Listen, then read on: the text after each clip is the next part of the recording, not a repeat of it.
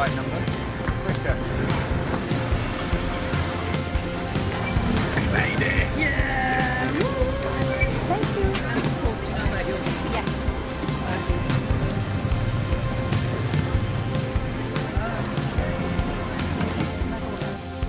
He is arguably the most famous person in history.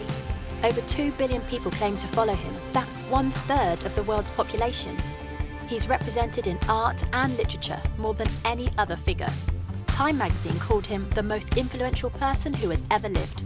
But who is Jesus?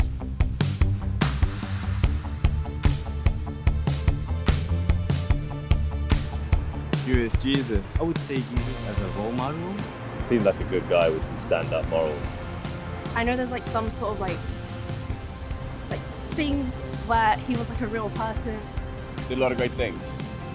Whether he's the son of God, I'm not sure. It's my friend, yeah. To me, Jesus has always, I guess, just been quite fictional. Someone, in my own opinion, that was maybe conjured. Just some bloke. Someone wrote a story about it. Saved us from our sins, isn't he? A good man, prophet. I think Jesus is a lovely guy. Brother, father. See, I don't know him personally, but No, I think he had some great values. The Son of God. And he's also God at the same time, which I still find very confusing. It's like Nokia connecting people. Almost like that best friend that you can turn to at any given time, you know. He was a big little but I tell you what, he wasn't white. No. He's always there, thick and thin. For much of my life, I wasn't a Christian. I come from a family of trial lawyers, barristers. My father was a barrister, my mother was a barrister, my sister is a barrister, my son qualified as a barrister, my daughter qualified as a barrister, both my grandfathers on both sides were barristers, my uncle was a barrister. If we'd had a cat, it would definitely have been a barrister. My father was a Jew, a secular Jew. He'd escaped the Holocaust. Many of his family had died in the Holocaust. My mother was not a churchgoer. My father described himself as an agnostic, and I came to the conclusion that I was an atheist as a teenager, and I was quite an argumentative atheist. Not that I was out to convert people to atheism, but if anyone tried to convert me to Christianity, then I had a lot to say on the subject. And I was quite suspicious of Christians. I'd come across one or two of them in my gap year, and they had these smiles, which I found deeply suspicious. And in my first year at university, I had a room next door to my great friend, Nicky Lee. And I warned him against these Christians. I said, don't let them into your room, whatever you do. But it was too late. He'd met some, and one time he and his then girlfriend, now his wife, Scylla, came back and they said that they had become Christians. I was horrified. I mean, they were such lovely people. I thought, how can I help them? I really didn't know anything about it, so I thought, I better investigate. So I managed to find this old Bible, and that night I started reading it. I started beginning of the New Testament. I read Matthew's Gospel, Mark, Luke. I got about halfway through John's Gospel, about 3 a.m. I fell asleep. Following day, I carried on reading. All that day, all the next day, all the day afterwards. I was a student, so I didn't have any work to do. And when I got to the end of the New Testament, I came to the conclusion, it's true. You can't prove Christianity mathematically. You can't prove it scientifically. Science is obviously very important, but science answers a different set of questions. Science answers the questions, when and how did this world come into being? But it can't answer the question, who and why. Supposing I had a cake here, which I've made, and I give it to a scientist. The scientist will be able to answer the question, how it was made. They may be able to tell you when it was made, but only I can tell you who made it and why I made it. Only the creator of the cake can do that. Only I can tell you, I made that cake, and I can tell you why I made that cake. And it's the same with this universe. Only the creator can reveal who made this world and why he made it. And the claim of Christianity is that he has done that. The creator has revealed himself. And he's revealed himself in the person of Jesus. And the evidence is not scientific evidence, that's not the only kind of evidence, but historical evidence. When I was a barrister, that's what we relied on. We relied on historical evidence that we presented to a jury. It was things that had happened in the past. They weren't there. Every time a jury brings back a verdict, it's a step of faith based on evidence. And I myself could not be a Christian if I didn't believe there was evidence. I couldn't just take a blind leap of faith. For me, faith in Jesus is a step of faith based on good historical evidence.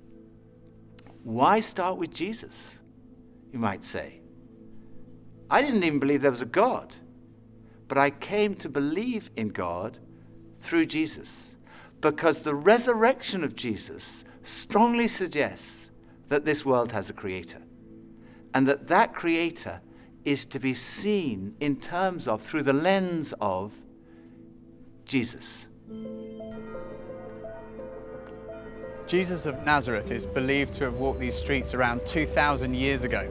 But is there any evidence that he even existed? Well, there's actually quite a lot of evidence. No serious historian would deny that Jesus existed. The Roman historians Tacitus and Suetonius wrote about Jesus, as did the first century Jewish historian Josephus. He described him as Jesus, a doer of wonderful works, and then he goes on to describe his crucifixion and alleged resurrection.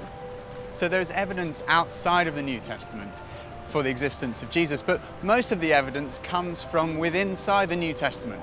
And sometimes people say, well, the New Testament was written such a long time ago.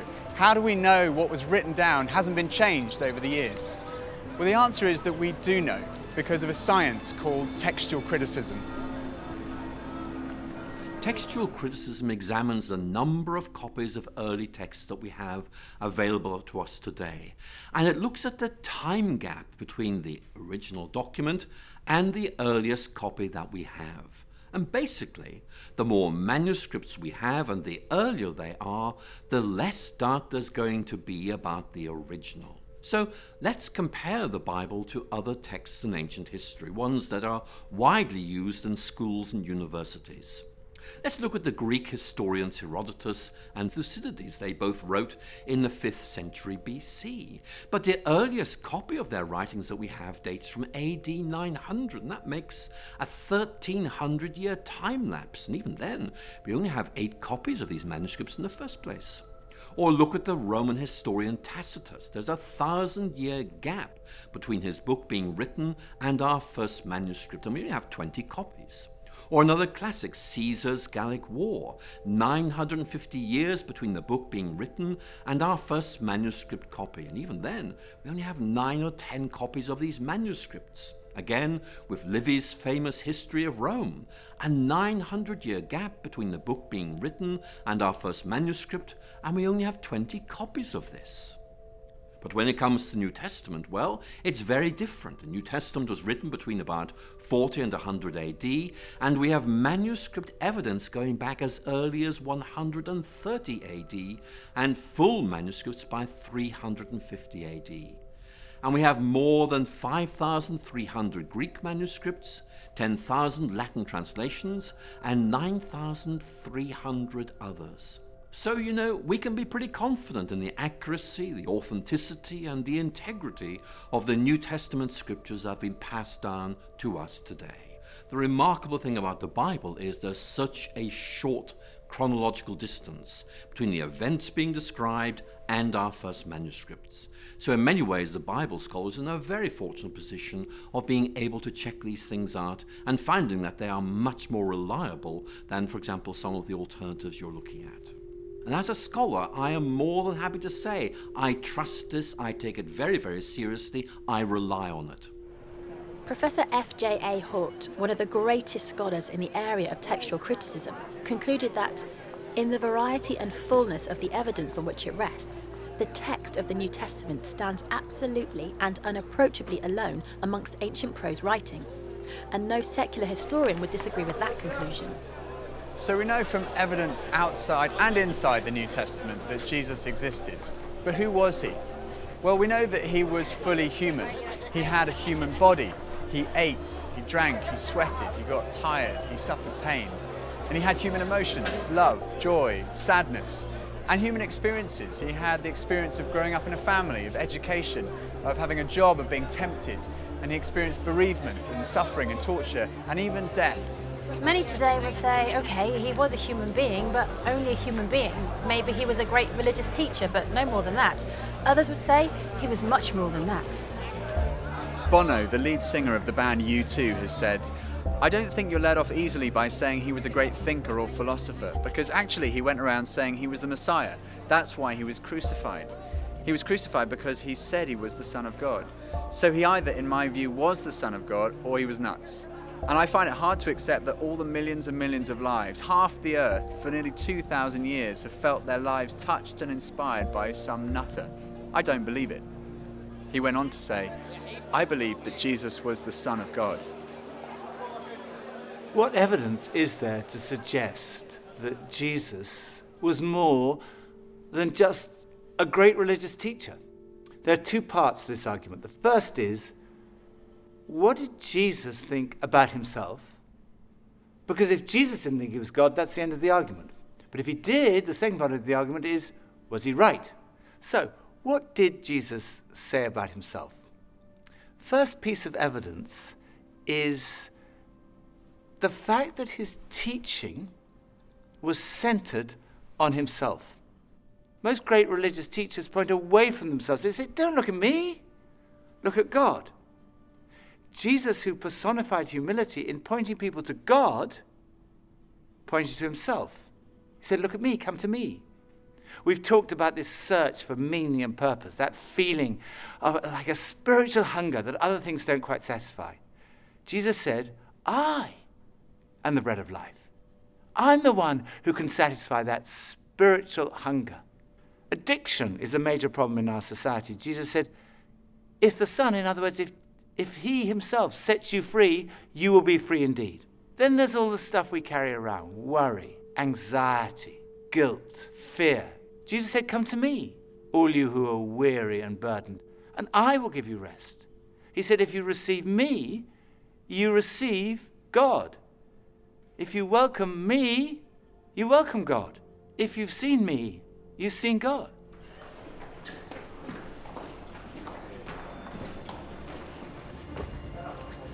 Forgiveness is right at the heart of Christianity.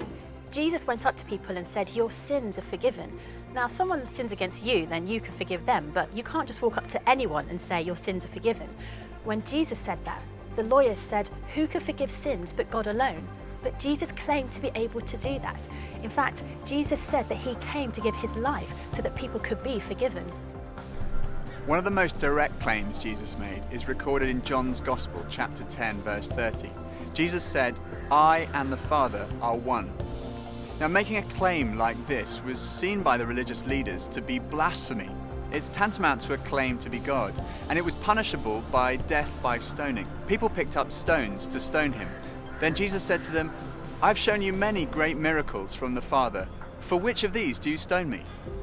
We're not stoning you for any of these, they replied, but for blasphemy, because you, a mere human being, claim to be God. I think when you look at all the evidence, it's clear that Jesus did make that claim. It is an astonishing claim.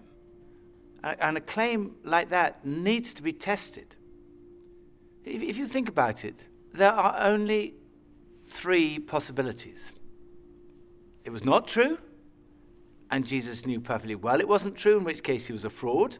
Or it was not true, and he simply didn't realize it. He genuinely thought he was the Son of God, in which case he was deluded. I think we'd say he was insane.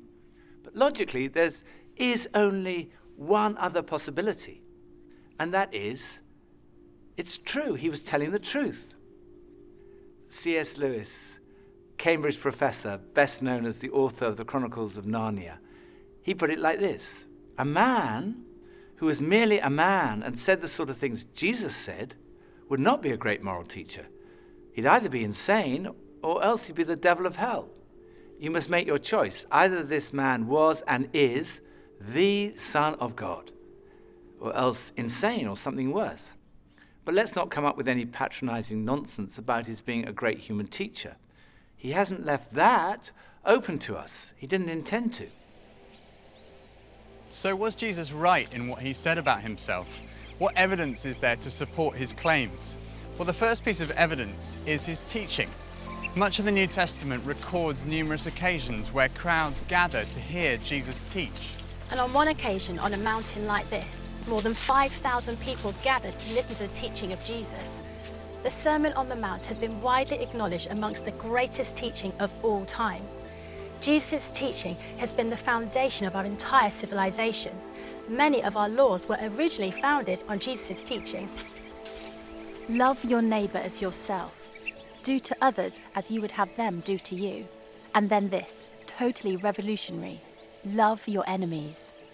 In fact, we've advanced in every field of science and technology, yet in 2,000 years, no one has ever improved on the moral teachings of Jesus. They are the greatest words ever spoken. They're the kind of words you might expect God to speak.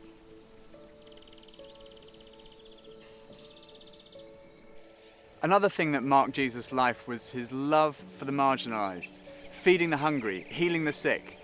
His character has impressed millions who wouldn't call themselves Christians. Time magazine called him the most persistent symbol of purity, selflessness and love in the history of Western humanity. He was a person in whom even his enemies could find no fault, and whose friends said that he was without sin. It's been said that our character is truly tested when we're under pressure or in pain. And when Jesus was being tortured, he said, "Father, forgive them, for they do not know what they're doing." Another piece of evidence is his fulfillment of Old Testament prophecy. No one else in history has had a whole collection of books written about them before they were born. Jesus fulfilled over 300 Old Testament prophecies, 29 of them in a single day. Of course, it could be suggested he was a kind of clever con man who set out deliberately to deceive people. He read all these prophecies and he thought, right, I'm going to go through and I'm going to fulfill them all in my life. The difficulty with that theory is that, first of all, the sheer number of them. And then the fact that, humanly speaking, he had no control over many of these things. There were prophecies about the exact manner of his death, about the place of his burial, even about the place of his birth.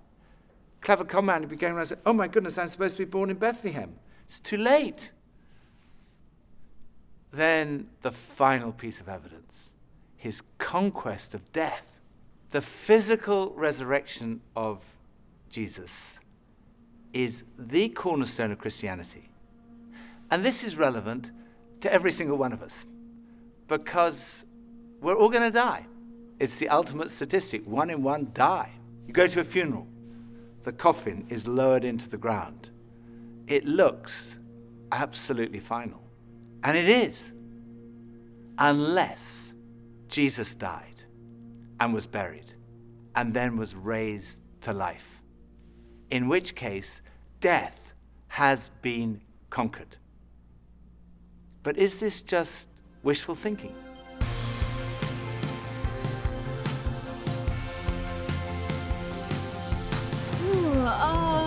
I do not believe that Jesus literally rose from the dead, no. I don't know, I wasn't there. I didn't see it, so. Did you hear stories about people like accidentally going into a coma and then waking up a couple days later? My inherent answer is still to say yes, but I can't explain why that was my answer. I am not sure, but I'm open to the idea of it. He rose from death to still tell us that, look, death is not the end. So we got a second chance. To prove that there was something else after life? I think he had unfinished business. Well, it could be used as a metaphor, right? Could have been a drug trip. I think it was to show that he actually was the Son of God. I don't know. I'm not too sure. I don't think he did actually. Well, yes. Well, Jesus is God, right? Jesus is God. Yeah. God is love, and we still have love. Yep. So he's clearly still here. There are 4 pieces of evidence for the resurrection. The first is his absence from the tomb. No one has ever satisfactorily explained how Jesus' body was absent from the tomb that first Easter day. People have come up with all kinds of explanations. For example, maybe the authorities stole the body. Well, in that case, why didn't they produce it when people started saying that he'd risen from the dead? Or perhaps the robbers stole the body. But when the disciples heard that Jesus had been seen, they ran to the tomb, and they found that the tomb was not empty. Inside the tomb were the grave clothes that Jesus had been wrapped in. The only valuable thing that a robber might have taken was still there. The grave clothes had collapsed like a caterpillar's cocoon when a butterfly has emerged. And the piece that had been around Jesus' head had been folded up and put in a different place. And when they saw that, they believed. The second was his presence with the disciples. Jesus was seen on more than 11 occasions, on one occasion by a group of around 500 people. People say, well, it could have been a hallucination. Well, hallucination does happen among highly strung, very nervous or highly imaginative people, or people who are sick or on drugs. But the disciples don't fit any of those categories. They were cynics like Thomas. There were tough fishermen, there were tax collectors, and tax collectors do not hallucinate. The third piece of evidence is the transformation that we see in the disciples. Here was a group of people who were disillusioned, despairing that their leader had died, and then suddenly they were transformed. They started saying, "We've seen Jesus, he's really alive." And they went around telling everybody. Later on, practically all of them were killed, crucified, tortured, beheaded because of what they believed. And if they were deceiving people, all they had to do was say, no, it's not actually true. But they never said that because they knew it was true. It had totally transformed their lives. And as a result, this extraordinary movement swept around the whole known world. And it's a movement without precedent in the history of humanity. And fourth, it's still happening today. There are now over 2.3 billion Christians around the world, of every ethnicity, continent, nationality, economic, social and intellectual background. They all speak of this encounter with the risen Jesus Christ.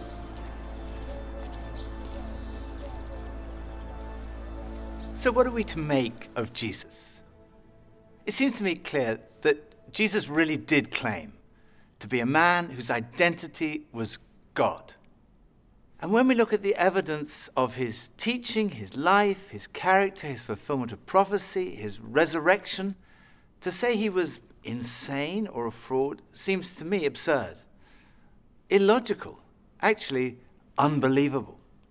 On the other hand, it provides the strongest possible supporting evidence that what Jesus said about himself was true. And when I looked at the evidence, when I read the New Testament, I came to the conclusion it is true.